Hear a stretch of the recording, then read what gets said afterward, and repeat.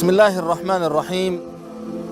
Suyukli payg'ambarimiz Muhammad sallallohu alayhi va sallamning uchlik durdonalari bilan tanishishda davom etamiz.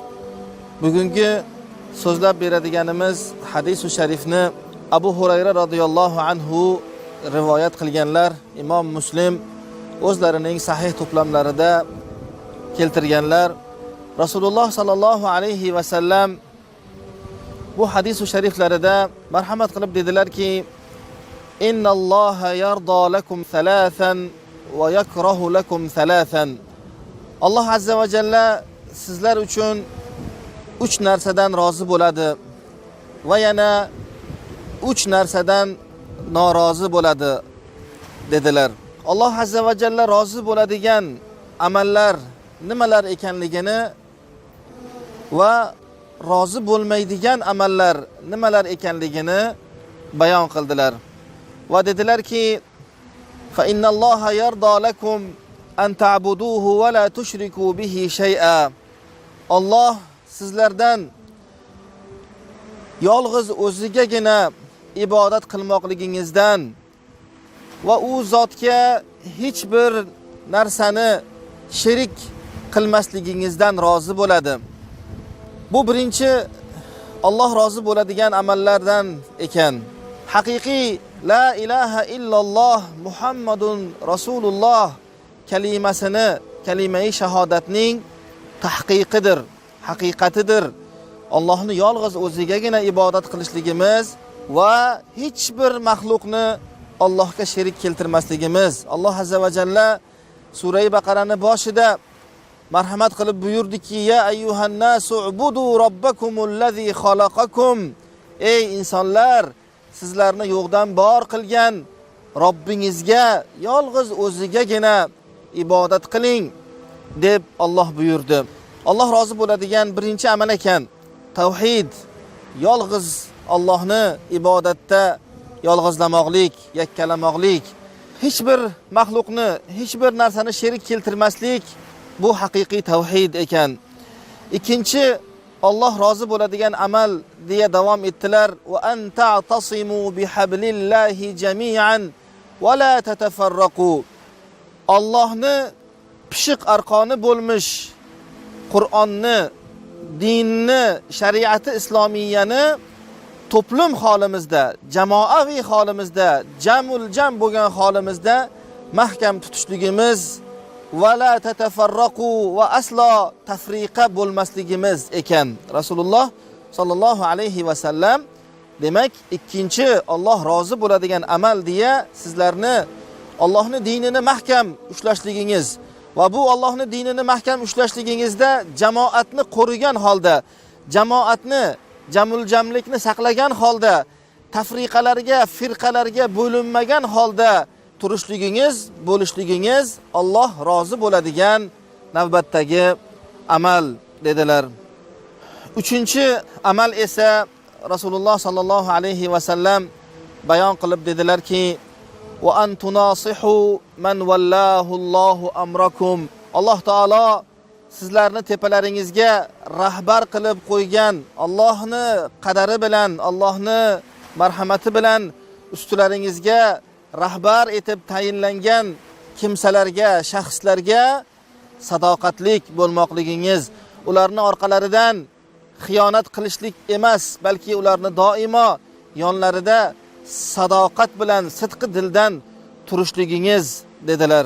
Albatta bir rahbar odam Alloh taoloning marhamati bilan bir jamoaga rahbarlik qiladigan bo'lsa, u jamoa xoh katta, xoh kichkina bo'lsin, bu rahbarni baxti atrofida unga sadoqatlik insonlar bo'lsa, atrofida uni ko'zini bo'yamaydigan, unga yolg'on gapirmaydigan, uni aldamaydigan, aytilgan, topshirilgan vazifalarni sidqi dildan joyiga keltirib ado etadigan yordamchilarni bo'lishligi bu rahbarni haqiqiy bir baxti ekan va bu rahbar qo'l ostidagilarini ham aslida baxti saodati ekanki, u rahbarni qo'l ostidagilar haqiqiy baxtli, saodatli hayotga ana o'shandagina erisha bilar ekanlar.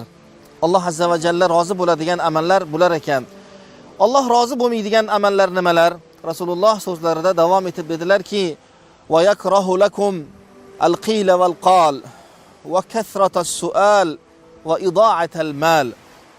Rasululloh 3 narsani sanadilar va dedilarki, Alloh sizlarga qil va qolni yomon ko'radi. Qil va qol bu dedi, aytdi, u unaqa debdi, bu bunaqa debdi. G'iybat, bo'hton, bo'lar bo'lmas gaplar, tagi tugi bo'lmagan gaplar, uzun quloq gaplar, orqa varoddan kelgan har xil xabarlar. Qo'yingki, bizning urfimizda dedi deyiladi. Arabchada esa al-qil val qol, palonchi aytibdi, pistonchi debdi degan narsalarga ishonishlik va bularning orqasidan quloq osib ketishlik Alloh yomon ko'radigan, biz uchun yomon ko'rgan amallardan bittasi ekan. Va kasratas sual, ortiqcha savol. Bo'lar bo'lmas, keraksiz savollarni berishlik, keraksiz joylarga inson o'zini burnini so'qishligi, keraksiz o'rinlarda keraksiz ishlarga aralashishligi bu kasratas sual, ya'ni savolni ko'pligidan qasd qilingan narsa. Berilgan savol bir foyda olishlik, bilmaganini o'rganishlik, bir manfaat hosil qilishlik uchun bo'ladigan bo'lsa, bu albatta nur ustiga nur bo'ladi. Lekin ammo bilganini imtihon uchun so'rasa, shu odamdan shuni so'rasam bilarmikan deb so'rasa, mot qilish uchun so'rasa, albatta bu biz aytganimiz bu hadisda kelgan yomonlangan kasratas sualdan maqsad qilingan narsa ekan. Va oxirgisi ido'atal mal, mol qo'lingizdagi Alloh taoloning bergan omonati, Allohning bergan ne'mati, bu mol dunyoni zoyi qilishlik, keraksiz joylarga sarflashlik, eng avvalambor harom xarjga xarjlashlik, kerakli bo'lgan joylardan qisib, keraksiz bo'lgan joylarga to'kib sochishlik, haddan oshishlik, isrofgarchilikka yo'l qo'yishlik, keraksiz to'y hashamlar, keraksiz yig'inlar, keraksiz xarjlar, keraksiz haddan oshishlik bo'lgan, maqtanchoqlik bo'lgan, manmanlik bo'lgan holatlarini ko'plab kuzatishligimiz mumkin. Alloh bu amalni siz va biz uchun yaxshi ko'rmas ekan, rozi bo'lmas ekan. Alloh taolo hammalarimizni o'zi rozi bo'ladigan amallarni ziyoda qilishligimizni, o'zi yomon ko'radigan, yaxshi ko'rmaydigan amallardan esa uzoq bo'lishligimizni Alloh barchalarimizga nasib qilgan bo'lsin. Assalomu alaykum va rahmatullohi va barakatuh.